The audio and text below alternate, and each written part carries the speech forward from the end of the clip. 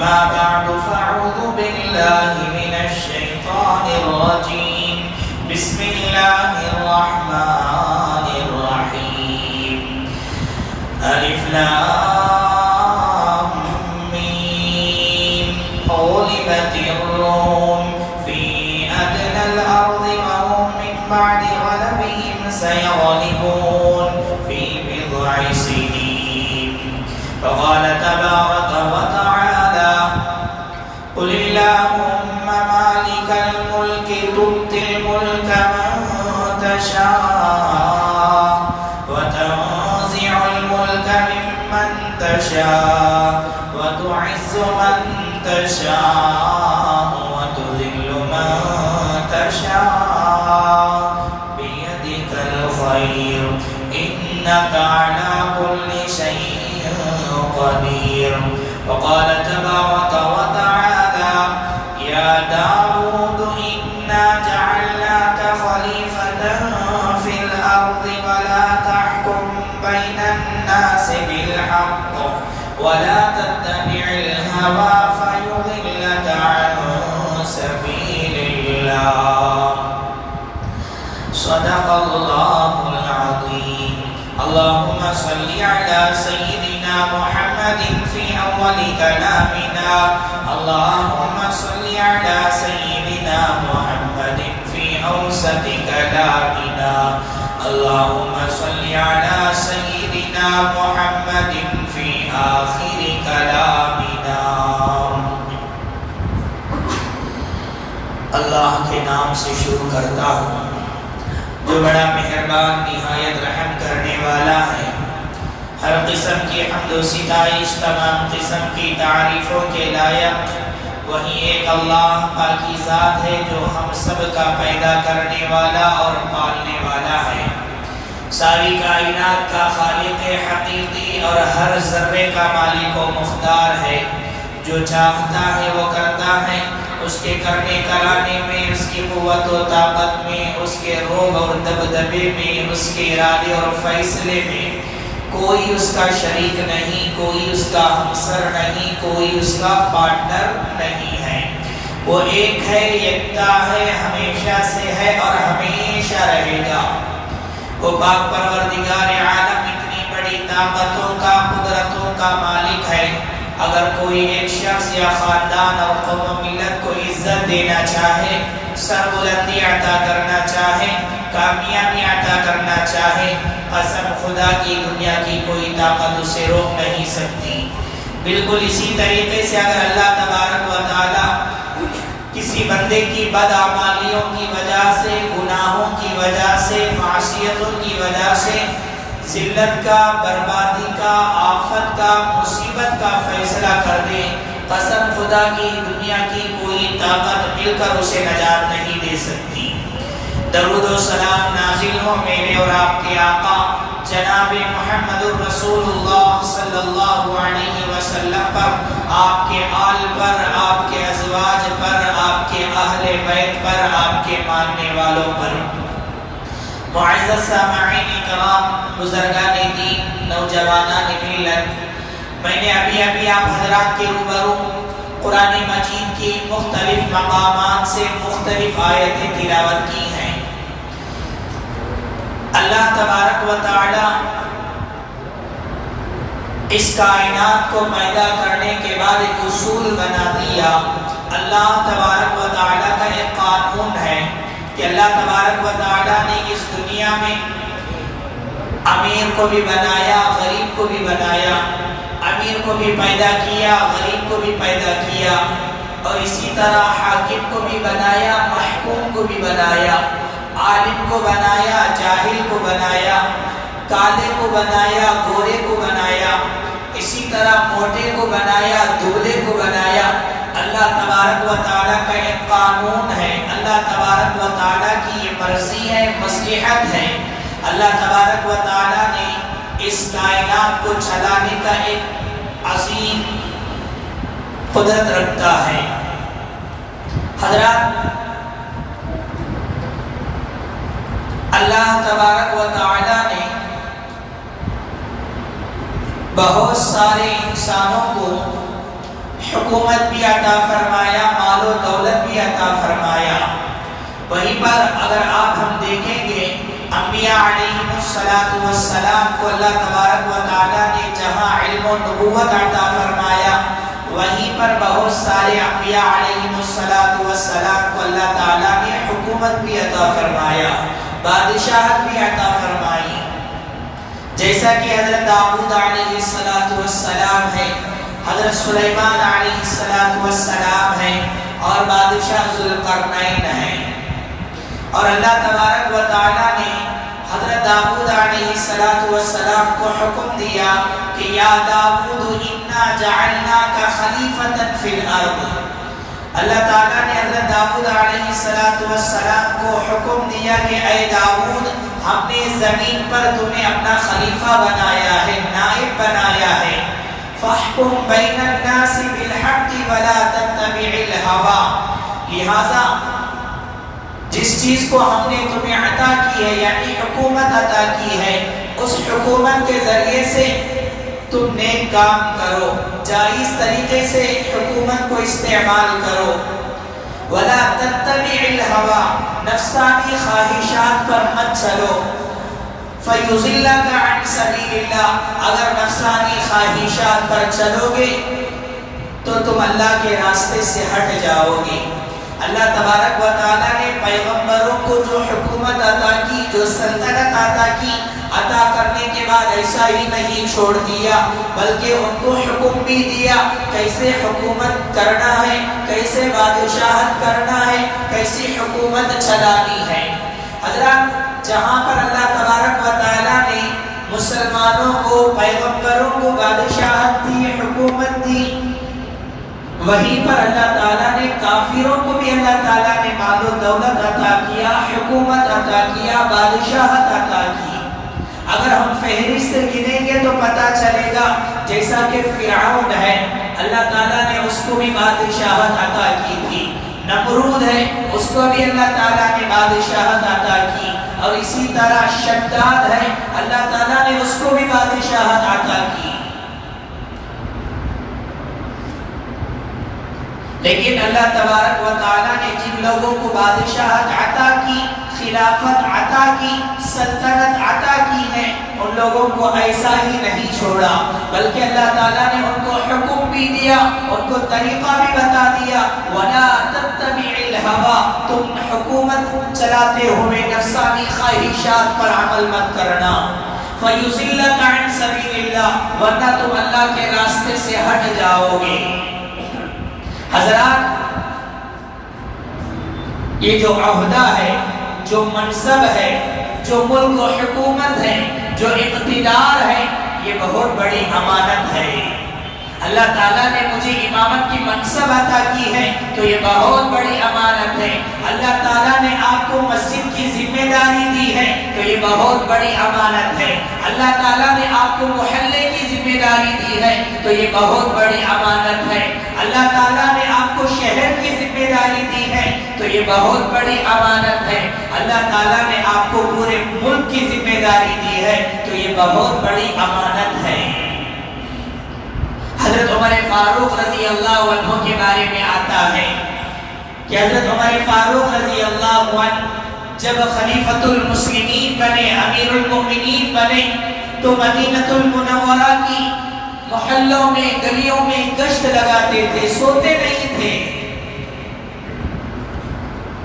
ساتھیوں نے، صحابہ کرام نے، دوستوں نے کہا کہ اے امیر المؤمنین، تھوڑی دیر آرام بھی کر لیجئے، اتنی مشقتیں، اتنی تکالیفیں کیوں اٹھاتے ہو؟ اپنے آپ کو اتنی تکلیف میں کیوں ڈالتے ہو؟ تھوڑی دیر آرام بھی کر لیجئے، ہمیشہ خدمت میں لگے رہتے ہیں، مدینہ المنورہ کی گلیوں میں گشت لگاتے رہتے ہیں، آخر اتنی تکلیف کیوں اٹھاتے ہو؟ حضرت امیر المؤمنین حضرت عمر فاروق رضی اللہ عنہ کا جواب سنو میرے دوستو۔ حضرت عمر فاروق رضی اللہ عنہ جواب دیتے ہیں کہ جب بھی میں سونے کے لیے بستر پر جاتا ہوں تو میرے ذہن کے اندر، میرے دل کے اندر یہ خیال آتا ہے کہ مجھے یہ فکر لاحق ہوتی ہے کہ میں ایک طرف سوتا رہوں گا، اللہ تبارک و تعالیٰ کل روز قیامت ہر حاکم کے گردن میں توق ڈال کر فرشتوں کو حکم دے گا کہ وہ لایا جائے. جب میں یہ سوچتا ہوں میرے ذہن میں یہ بات آتی ہے تو مجھے بستر پر نیند نہیں آتی. حضرت عمر فاروق رضی اللہ عنہ کہتے ہیں میں مدینہ المنورہ میں بیٹھا ہوں, دریائے نیل کے کنارے اگر ایک کتا بھی اگر بھوکا پیاسا مر جائے تو اللہ تبارک و تعالیٰ کل روز قیامت مجھے سوال کرے گا کہ اے عمر, تمہاری دور خلافت میں ایک کتا بھی پیاسا اور بھوکا مر گیا, آخر کیوں ہے؟ تو میں اس کا کیا جواب دوں گا؟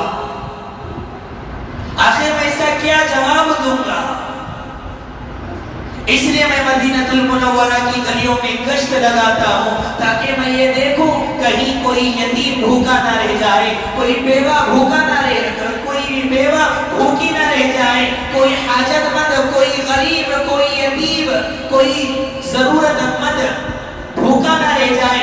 اس لیے میں مدینہ المنورہ کی گلیوں میں گشت لگاتا ہوں.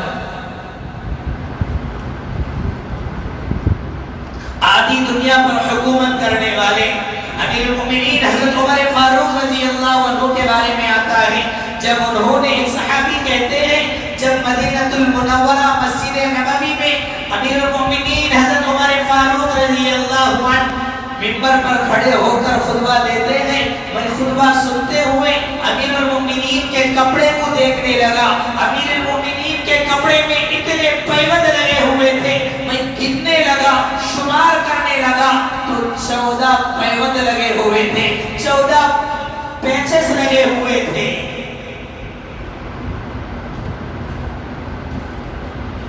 یہ ہے حکمران اللہ سے ڈرنے والے, یہ ہے حکمران عدل و انصاف کرنے والے.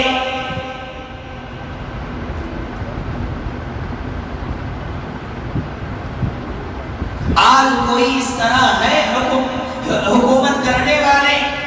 آج ہمارے درمیان کوئی منسٹر, کوئی ایم ایل اے, کوئی کونسلر, کوئی ہے اس طرح حکومت کرنے والا؟ نہیں. آخر کیوں ہے؟ کیونکہ آج جو سیاست ہے وہ اصل میں سیاست نہیں ہے. آج جو پالیٹکس ہے اصل میں وہ پالیٹکس نہیں ہے. سیاست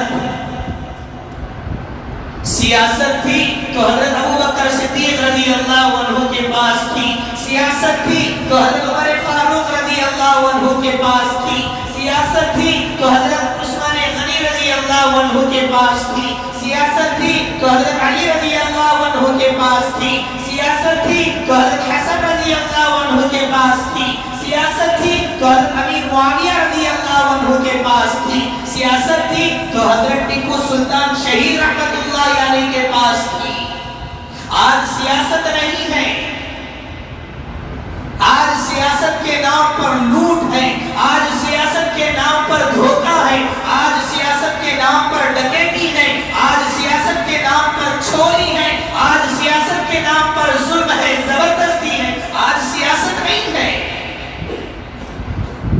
صاف کہوں گا انشاءاللہ تبارک و تعالی, آج سیاست ہوتی تو آج ہمارے ملک کے اندر کسان خودکشی نہیں کرتا.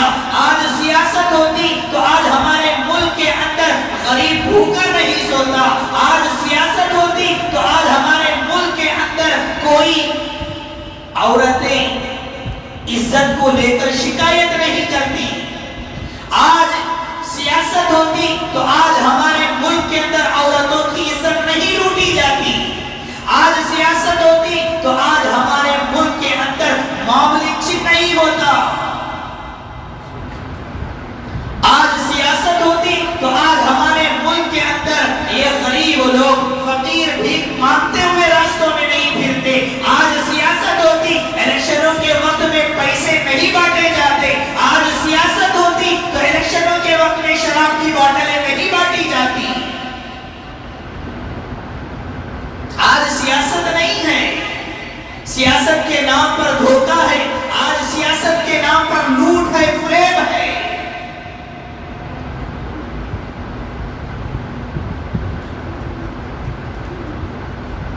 یہاں پر دیکھیے حضرت امیر المومنین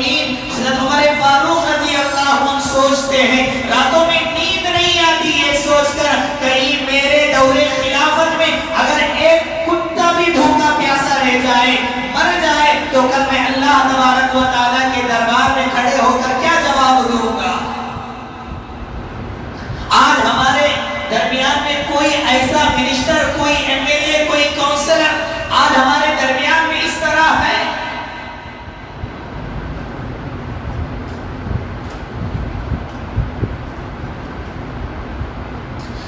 حضرت امیر المومنین حضرت عمر فاروق رضی اللہ عنہ کے بارے میں آتا ہے، جب بیت المقدس فتح ہوا، جب فتح ہونے کے بعد حضرت ابو عبیدہ بن جراح رضی اللہ عنہ امیر المومنین حضرت عمر فاروق رضی اللہ عنہ کو خطوط لکھتے ہیں کہ اے امیر المومنین، بیت المقدس تو فتح ہو چکا ہے، اب آپ تشریف لائیں، اس لیے کہ بیت المقدس کی تاریخ لکھنی ہے، بیت المقدس کے دستاویزات پر صحیح کرنا ہے، دستخط کرنا ہے، سگنیچر کرنا ہے، اس لیے آپ تشریف لائیں۔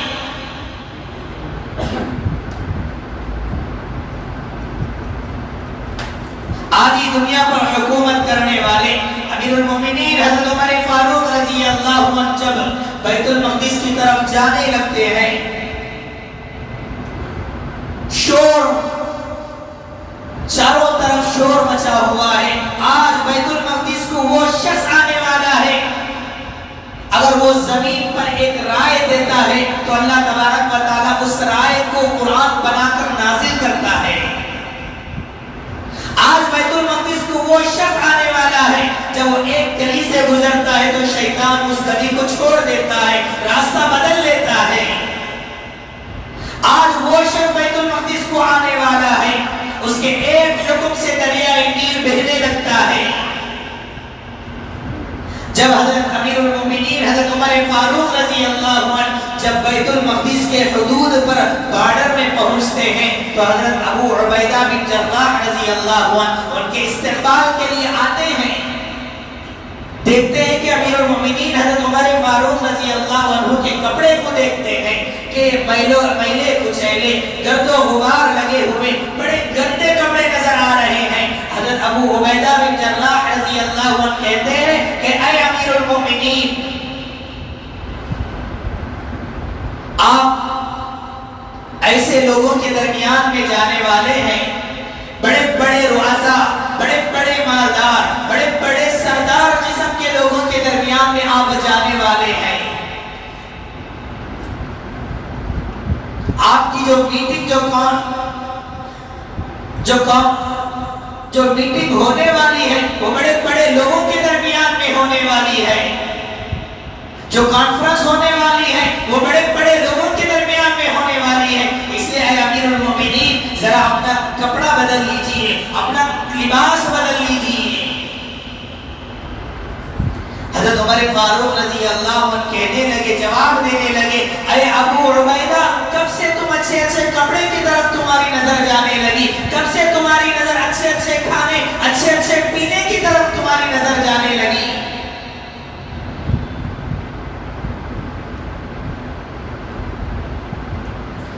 حضرت عمر فاروق رضی اللہ عنہ کہتے ہیں، اِنَّا كُنَّا عَدَلَّ قَوْمٍ فَعَزَّنَ اللَّهُ بِهَذَا۔ حضرت عمر فاروق رضی اللہ عنہ کہتے ہیں، اے ابو عبیدہ بن جراح، ہم ایسی قوم تھے، ایسی ذلیل قوم تھے، اللہ تبارک و تعالیٰ نے اسلام کی بنیاد پر ہمیں عزتیں عطا فرمائی، رسول اللہ صلی اللہ علیہ وسلم کی غلامی کے صدقے اللہ نے ہمیں عزت عطا فرمائی، قرآن کے پر عمل کرنے کے صدقے اللہ نے ہمیں عزت عطا فرمائی ہے۔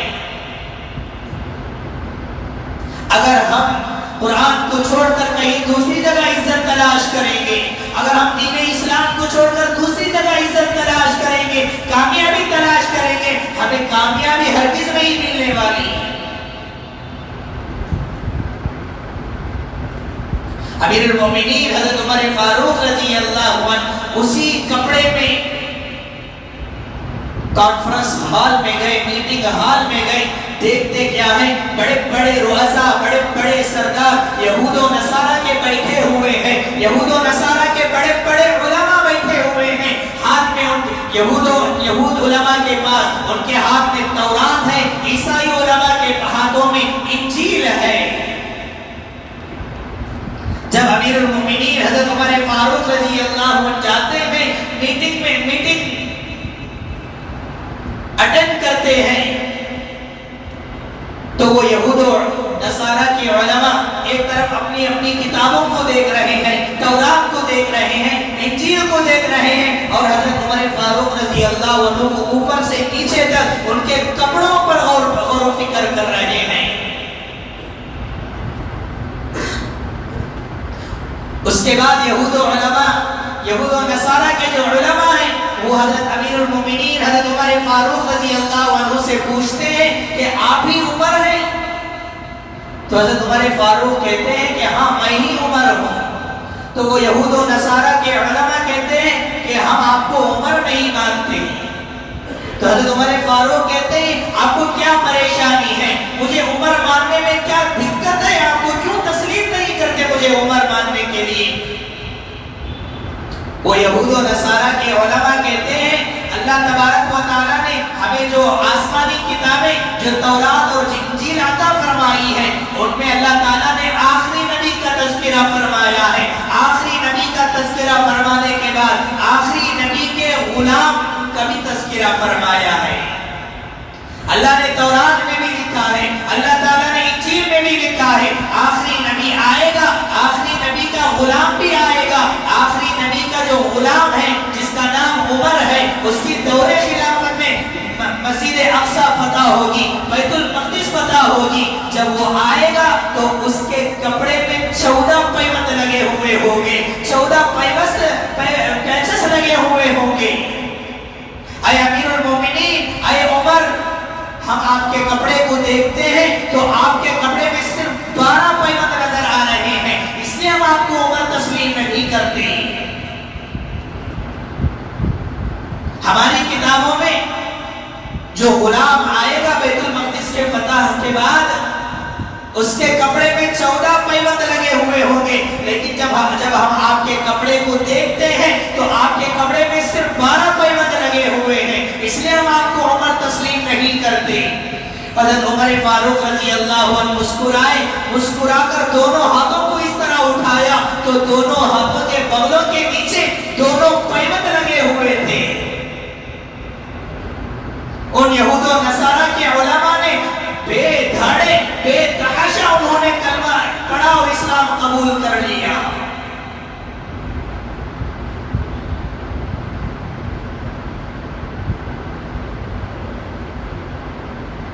یہ ہے عدل و انصاف کرنے والے حکمران۔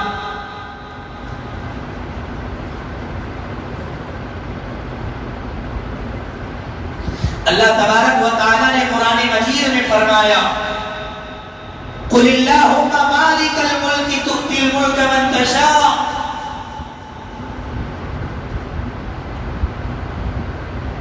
اللہ تبارک و تعالیٰ کا قانون ہے، یاد رکھو۔ آج بہت ساری شکایتیں، آج بہت ساری محنتوں کے باوجود آج نیک حکمران ہمارے پاس نہیں ہیں، اچھے حکمران ہمارے پاس نہیں ہیں۔ آخر اس کی وجہ کیا ہے؟ اللہ تبارک و تعالیٰ کا قانون ہے، غور سے سنیں۔ اعمالکم عمالکم، تمہارے اعمال جیسے ہوں گے اللہ تبارک و تعالیٰ آپ پر حکمران بھی ویسے ہی مسلط کرے گا۔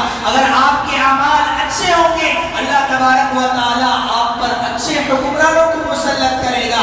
اگر آپ کے اعمال درست نہیں ہوں گے، آپ کے اعمال اچھے نہیں ہیں، تو سمجھو کہ اللہ تبارک و تعالیٰ بھی تم پر ظالم حکمرانوں کو مسلط کرے گا۔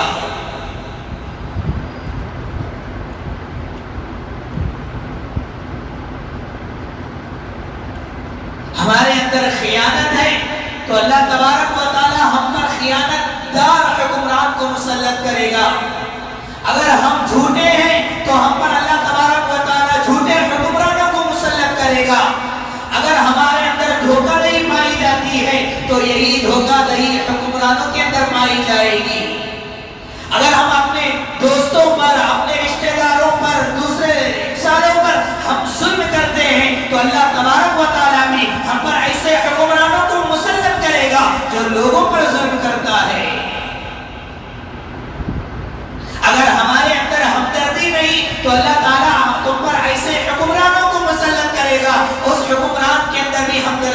نہیں ہوگی۔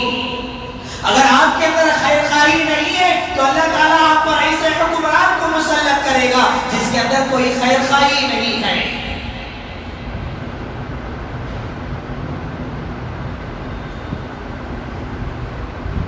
اعمالکم اعمالکم، یہ اللہ تبارک و تعالیٰ کا قانون ہے۔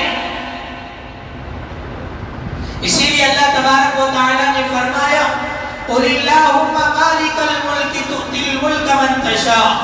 مفسرین لکھتے ہیں غزوہ خندق کے موقع پر صحابہ کرام رضوان اللہ علیہم اجمعین حضرت عمر فاروق رضی اللہ عنہ کے بارے میں جتنے بھی واقعات میں نے آپ کے سامنے سنایا، انہوں نے کیسی حکومت کی، انہوں نے کیسی سادگی زندگی گزاری، خلیفہ ہونے کے باوجود، خلیفۃ المسلمین ہونے کے باوجود، آدھی دنیا پر حکومت کرنے کے باوجود انہوں نے کیسی سادگی زندگی گزاری، ایسی سادگی زندگی کہ ان کے کپڑے پر 14 پیوند لگے ہوئے تھے۔ اور آخر کیوں نہ ہو، کیونکہ انہوں نے پیارے نبی صلی اللہ علیہ وسلم کے ساتھ زندگی گزاری ہے۔ پیارے نبی صلی اللہ علیہ وسلم کے بارے میں آتا ہے غزوہ خندق کے موقع پر، غزوہ بدر کے موقع پر، غزوہ احد کے موقع پر انہوں نے ایسی خدمت کی، ایسا کام کیا۔ مفسرین لکھتے ہیں غزوہ خندق کے موقع پر صحابہ اکرام رضوان اللہ علیہ مجمعین کو 40 ہاتھ زمین 10 صحابہ کی ذمہ داری لگا دی۔ یہ 40 ہاتھ زمین، یہ 10 صحابہ کی تمہاری ذمہ داری ہے کہ تم خندق کھودو۔ ایک صحابی اس دوران آتے ہیں، آ کر کہنے لگتے ہیں کہ یا رسول اللہ، کرتا اٹھاتے دکھاتے ہیں کہ یا رسول اللہ مجھے بھوک لگی ہے، تو اللہ کے نبی صلی اللہ علیہ وسلم کچھ جواب نہیں دیتے، اللہ کے نبی اپنا کرتا اٹھا کر دکھاتے ہیں، وہ صحابی روتے ہوئے واپس ہو جاتے ہیں۔ انہوں نے اپنے پیٹ میں ایک پتھر باندھا تو پیارے نبی اپنے پیٹ میں 2 پتھر باندھے ہیں۔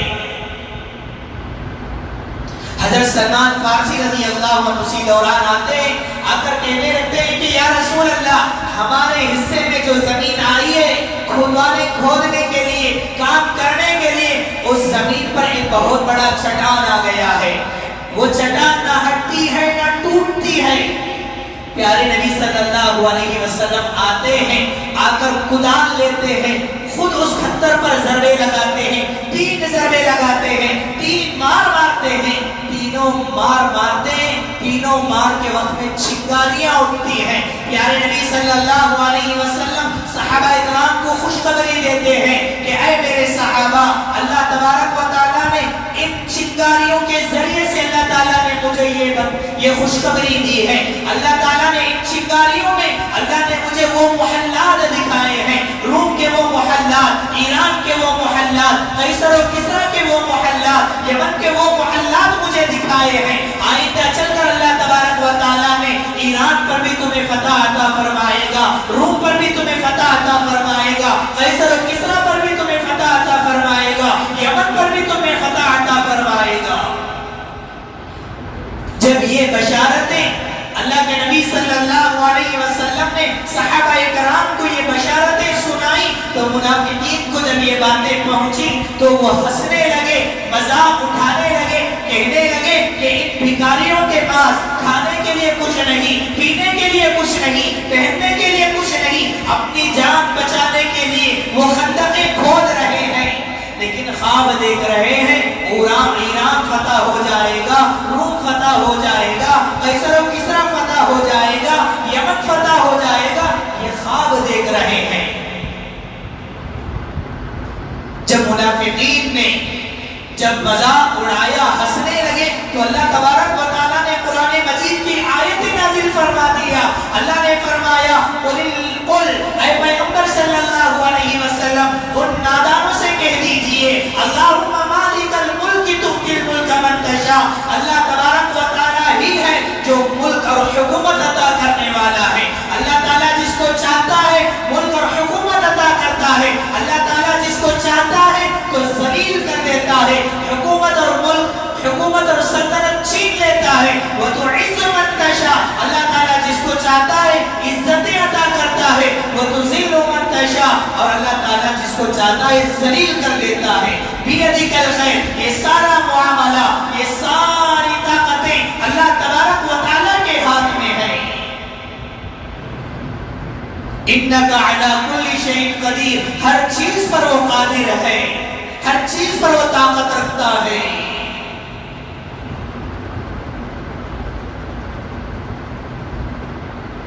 ہر چیز اللہ کے فیصلے سے ہوتی ہے. جیسا کہ میں نے کہا اللہ تبارک و تعالیٰ کا قانون ہے.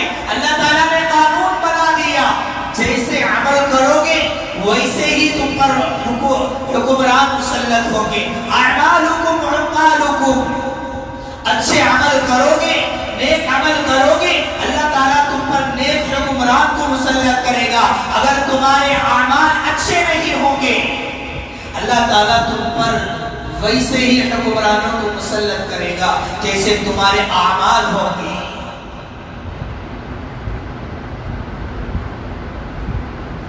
حجاج بن یوسف کے بارے میں کون نہیں جانتا؟ بہت بڑا ظالم بادشاہ، خوریز انسان تھا، سفاک انسان تھا.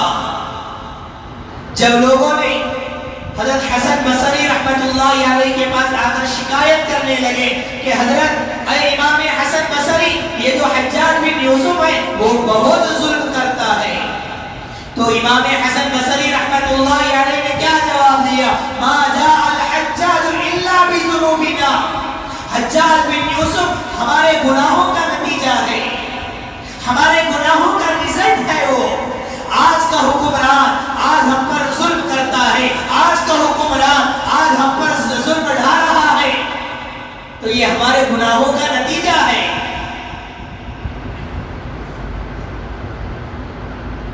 اللہ تبارک و تعالیٰ کا قانون ہے. اللہ تبارک و تعالیٰ ظالم پر مسلط کرتا ہے. اگر ہم ظالم ہیں تو اللہ تبارک و تعالیٰ ہم پر ظالم ہی کو مسلط کرے گا.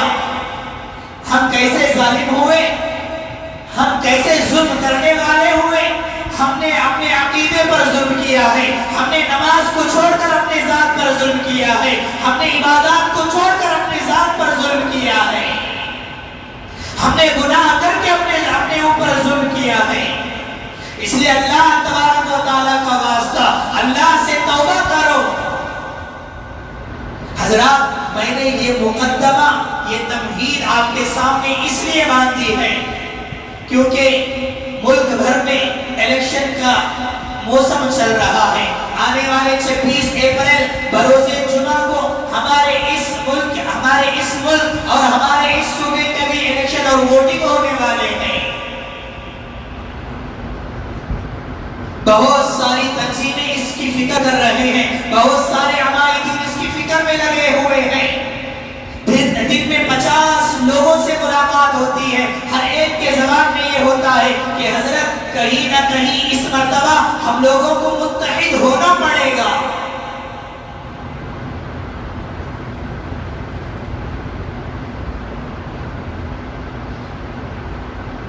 ہم اپنے منبر و محراب میں بیٹھ کر کتنا چیخ و چلائیں آپ حضرات کو. کیا آپ حضرات حالات کی خبر آپ حضرات کے پاس نہیں؟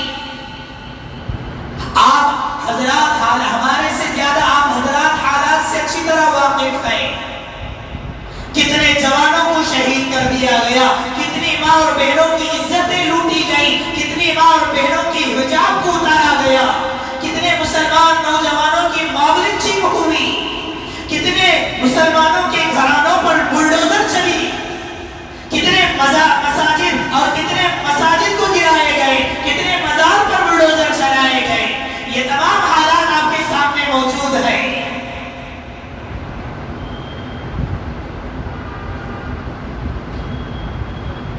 اس کے باوجود بھی اگر مسلمان خواب غفلت سے بیدار نہیں ہوتا، اپنے آپ کو بیدار نہیں کرتا،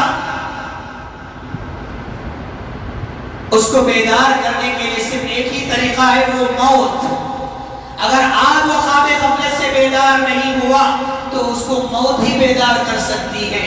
آخر وہ موت کا نوالا لقمہ بن جائے گا جب بھی وہ بیدار نہیں ہو پائے گا.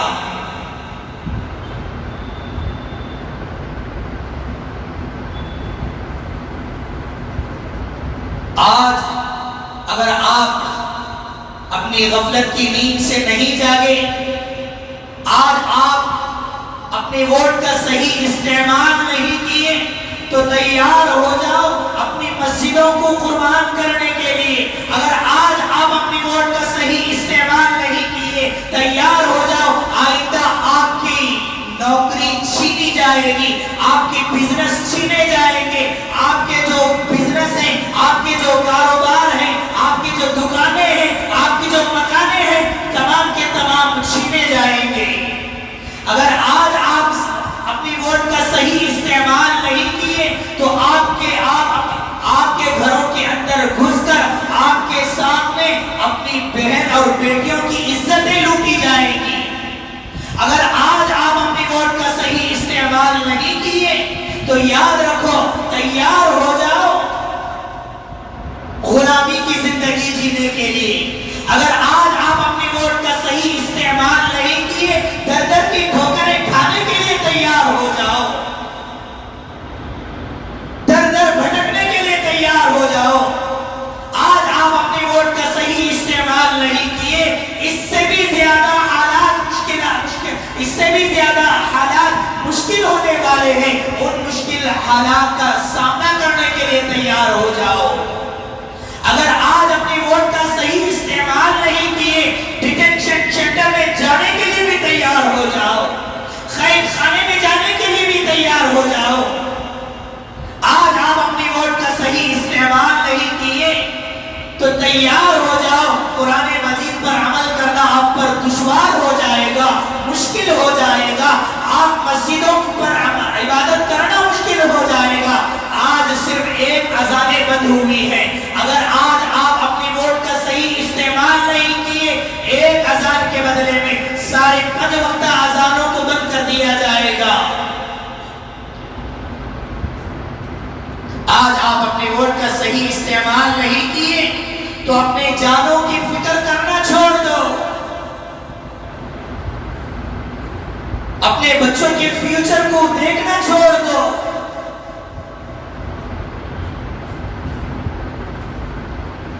اس لیے حضرات، ووٹ ایک بہت بڑی طاقت ہے، ایک بہت بڑا ہتھیار ہے۔ 5 سال میں ایک مرتبہ آتا ہے آپ کو مقدر کو چینج کرنے کے لیے، تبدیل کرنے کے لیے۔ بہت سارے بدمعاش، بہت سارے نالائق لوگ، بہت سارے چاپلوسی کرنے والے لوگ اپنے ووٹ کو بیچ دیتے ہیں، فروخت کر دیتے ہیں، رشوت لے کر ووٹ کو دیتے ہیں۔ کب تک بکو گے بدماشوں؟ کب تک بٹو گے بدماشوں؟ کب تک چند نوٹوں کی خاطر اپنی ووٹوں کو فروخت کرو گے؟ جو لوگ چند نوٹوں کے لیے اپنے ووٹ کو بیچتے ہیں، وہ ایسا غدار ہے، وہ قوم و ملت کا بھی بغاوت کرنے والا، اور وہ قوم و ملت کا بھی غدار ہے، قوم اور ملک کا بھی غدار ہے۔ اگر کوئی آپ کے پاس اگر رشوت دینے کے لیے آتا ہے، آپ کے ووٹ کو خریدنے کے لیے آتا ہے، تو سمجھ جاؤ کہ وہ صحیح آدمی نہیں ہے۔ اگر صحیح آدمی ہوتا تو وہ آپ کو رشوت نہیں دیتا۔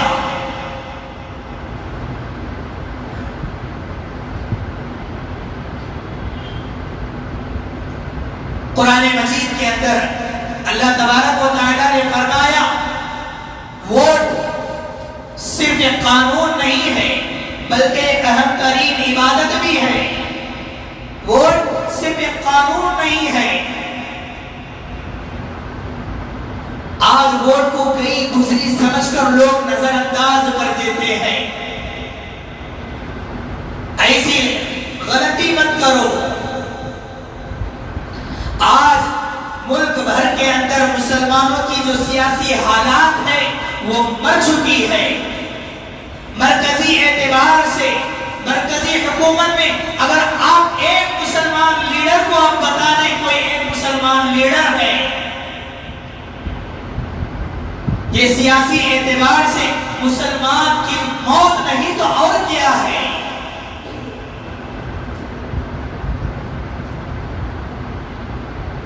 5 سال میں ایک مرتبہ تمہاری مقدر بدلنے کے لیے تمہاری تقدیر بدلنے کے لیے جو الیکشن آتا ہے، اس ووٹ کو صحیح استعمال کرو۔ اللہ تبارک و تعالیٰ نے قرآن مجید میں فرمایا یا ایھا الذین آمنوا کونوا قوامین للہ شہداء بالقسط، اے ایمان والو اللہ کے لیے عدل و انصاف کرتے ہوئے سچی گواہی دو۔ اپنے ووٹ کو تقسیم مت کرو، اپنے ووٹ کو فروخت مت کرو۔ اللہ نے دوسری جگہ فرمایا وَلَا تَكْتُمُوا الشَّهَادَةَ، ووٹ ڈالے بغیر، غفلت میں پڑھ کر اپنے ووٹ کو ڈالے بغیر نہ رہ جاؤ، بلکہ جا کر گواہی دو، یعنی ووٹ ڈالو۔ وَلَا تَكْتُمُوا الشَّهَادَةَ، یعنی اپنی گواہی کو مت چھپاؤ۔ وَمَن يَكْتُمْهَا فَإِنَّهُ آثِمٌ قَلْبُهُ، جو آدمی ووٹ نہیں ڈالتا، جو آدمی سچی گواہی نہیں دیتا کہ یہ صحیح امیدوار ہے، یہ صحیح حکمران ہے، یہ جو گواہی نہیں دیتا، وَلَا تَكْتُمْهَا فَإِنَّهُ آثِمٌ قَلْبُهُ، وہ گنہگار ہوگا، اس کا دل بھی گنہگار ہوگا اور مجرم ہوگا۔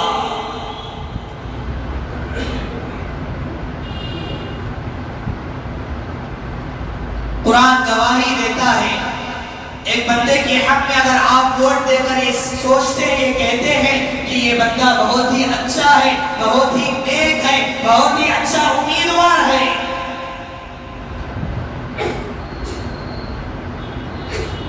یہ قوم و ملت کی بھلائی کرے گا، یہ امن کو برقرار رکھے گا، ہر انسان کے درمیان میں عدل و انصاف کرے گا، اگر آپ یہ سوچ کر کسی امیدوار کو آپ ووٹ دیتے ہیں، کسی انسان کے حق میں یہ ووٹ، یہ گواہی دیتے ہیں کہ یہ بہت اچھا انسان ہے، یہ بہت اچھی پارٹی ہے، یاد رکھو جب تک وہ امیدوار اچھا کام کرتا رہے گا، نیک کام کرتا رہے گا،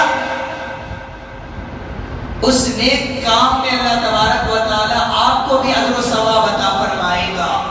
مَن يَشْفَعْ شَفَاعَةً حَسَنَةً يَكُن لَّهُ نَصِيبٌ مِّنْهَا، وہیں پر وَمَن يَشْفَعْ شَفَاعَةً سَيِّئَةً يَكُن لَّهُ كِفْلٌ مِّنْهَا، اگر آپ کسی امیدوار جو کہ غلط ہے، جو کہ ظالم ہے، جو کہ چور ہے، جو کہ دھوکہ دینے والا ہے، جو کہ ظلم کرنے والا ہے، عزتیں لوٹنے والا ہے، عدل و انصاف نہیں کرتا، ایسے انسان کے حق میں اگر آپ گواہی دیں گے، ایسے انسان کے حق میں آپ ووٹ ڈالیں گے، جب تک وہ ظلم کرے گا، جب تک وہ گناہ کرے گا، جب تک وہ ناانصافی کرے گا، جب تک وہ لوگوں کے درمیان میں ناانصافی کرے گا، جب تک وہ گناہ کرے گا، ان تمام گناہوں کا وبال بھی تم پر آئے گا۔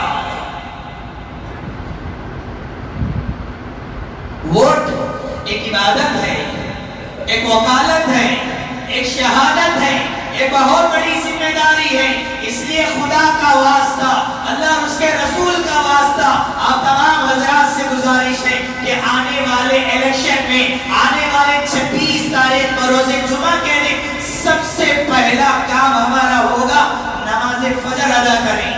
سب سے پہلا کام ہوگا فجر کی نماز کے لیے آئیں، جس طرح یہ مجمع آج نظر آتا ہے اس طرح اس دن بھی فجر کی نماز میں نظر آنی چاہیے، حالانکہ 5 وقتہ نماز ادا کرنا چاہیے، لیکن اس دن خاص کر نماز فجر میں حاضری دیں، فجر کی نماز باجماعت ادا کریں، اس کے بعد اول وقت میں جائیں، پولنگ بوتھ میں جا کر اپنا ووٹ ڈالیں، اپنے گھر میں جتنے افراد ہیں ان تمام افراد کو لے کر جائیں، ان تمام افراد کو بھی ووٹنگ ڈالنے کے لیے رکھیں۔ آپ تمام حضرات اپنے اپنے گھروں کے اندر مشورہ کریں کس کو ووٹ ڈالنا ہے، کون سا امیدوار اچھا ہے۔ میں کسی کا نام نہیں لوں گا اس لیے کہ آپ حضرات عقل سلیم رکھتے ہیں، آپ حضرات جانتے ہیں، حالات آپ کے سامنے ہیں، مشورہ کریں، اپنے گھر کے پورے ممبر کو بٹھائیں، والدین بٹھائیں، کیونکہ بہت سارے نوجوان ابھی ان کی ووٹر آئی ڈی بنی ہوتی ہے، ہیں، پہلی مرتبہ وہ ووٹ ڈالنے کے لیے جاتے ہیں تو ان کو سمجھ نہیں آتی. جو بڑے ہیں ان کی رہنمائی کریں کہ کس کو ووٹ ڈالنا ہے، کون سا نشان ہے، کون سی علامت ہے. یاد رکھو حضرات، تمام حضرات، ایک بھی ووٹ مس نہیں ہونا چاہیے، ایک بھی ووٹ ضائع نہیں ہونا چاہیے. ہمارا بچہ اگر کالج میں ہے تو اس کی ایک دن کی چھٹی ڈال کر بلائیں. ہماری بچی سسرال میں ہے، ان سے بات کر کے بلائیں. ہماری بہو مائکے چلی گئی ہے، اس کو بلا کر الیکشن ووٹ ڈالنے لگائیں. کسی نہ کسی طریقے سے ایک ووٹ بھی ضائع نہ ہونے پائے، ایک ووٹ بھی بٹ نہ پائے، ایک ووٹ بھی بک نہ پائے. اس طرح پورے احتیاط کے ساتھ، پورے اہتمام کے ساتھ، ووٹ کی شرعی حیثیت کو جانتے ہوئے، ووٹ ایک امانت ہے، امانت کو امانت سمجھتے ہوئے، امانت داری کا حق یہ ہے کہ اس کو لوٹائی جائے، صحیح جگہ اس کو استعمال کیا جائے.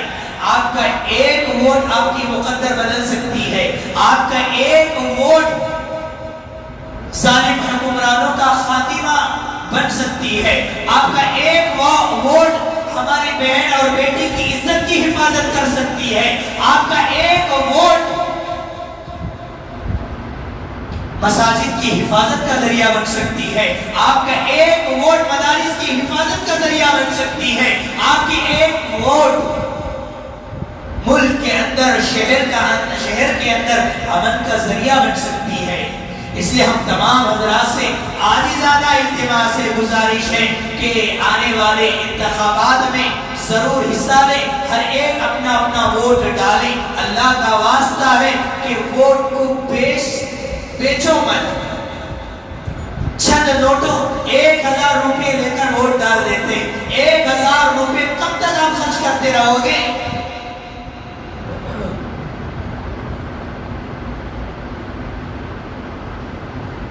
رشوت لینا بھی حرام ہے، رشوت دینا بھی حرام ہے.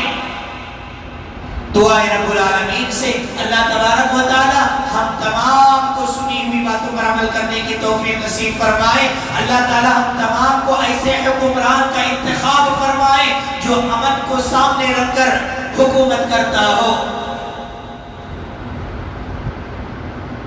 ماں اور بہنوں کی عزت کو سامنے رکھ کر حکومت کرتا ہو، ہر ایک کے درمیان میں عدل و انصاف کرتا ہو. اللہ تبارک و تعالی ایسے حکمران کو ہمیں عطا فرمائے. آمین. وآخر دعوانا الحمدللہ رب العالمین.